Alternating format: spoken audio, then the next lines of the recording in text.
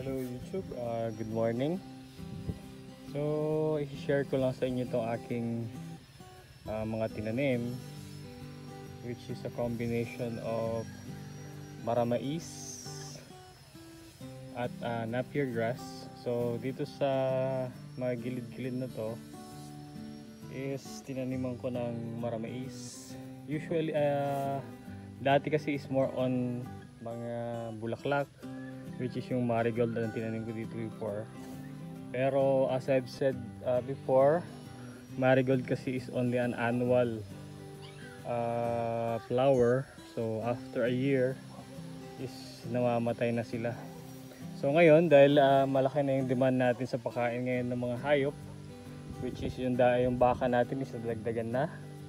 So 3 na sila at mga kambing ay talagang dumadami na rin. So, ang ginawa ko is pati yung sidings niya ngayon is tinaniman ko na ng maramais. So, kung nakita niyo itong mga to, tingnan niyo kung gaano kakapal ang damo niya. So, halo-halo together na siya. So, merong maramais, meron ding napier grass. So, kinumbine ko na sila nung nag-harvest ako ng napier grass. Sinabayan ko na ng tanim ng maramais para at least makita natin kung ano magiging resulta. At nakita ko naman na medyo okay naman siya kasi halos sabay-sabay na silang lumalaki ngayon. So kung makikita nyo itong mga maramais is andyan na. So yung magsibol naman ng napier is eto na rin siya. So medyo sa ngayon makikita nyo is hindi pa siya ganun kalalaki, unlike dun sa mga nasa gilid na is malalaki na.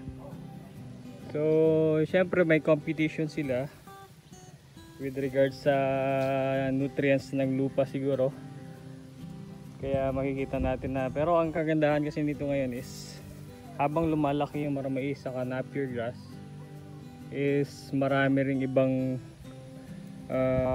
halaman dito or grasses na tumubo na pwede na nating kuhanin, na pwede nating ipakain din sa mga hayop natin.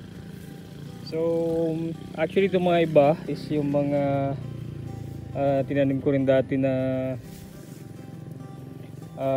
centrosema, which is itong mga to. So kung makikita nyo is napakakapal na niya. So that's the good thing about this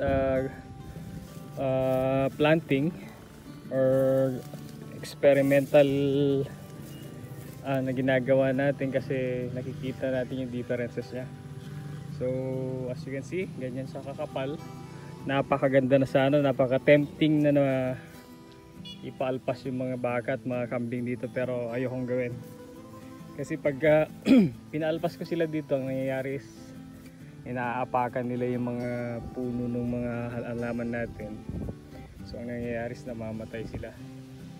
So the best thing to do is talagang kailangan natin ng manual labor dito na paglilinis.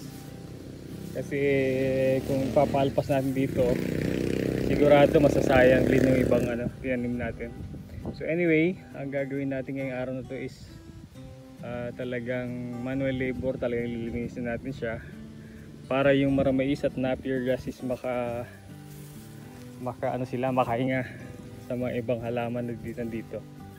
So ito na siya ngayon. Meron din akong tanim dito na yung kangkong, which is yung upland kangkong. Pero kung titignan nyo, hindi nyo na mapakita, hindi nyo na siya mapansin. Pero meron siyang upland kangkong dito, which is malalaki na rin siya. So anyway guys, ito na yung ating update ngayon para sa ating mga pakain sa hayop. So gagawin natin ngayon is syempre maglilinis muna. It's our job to do these things.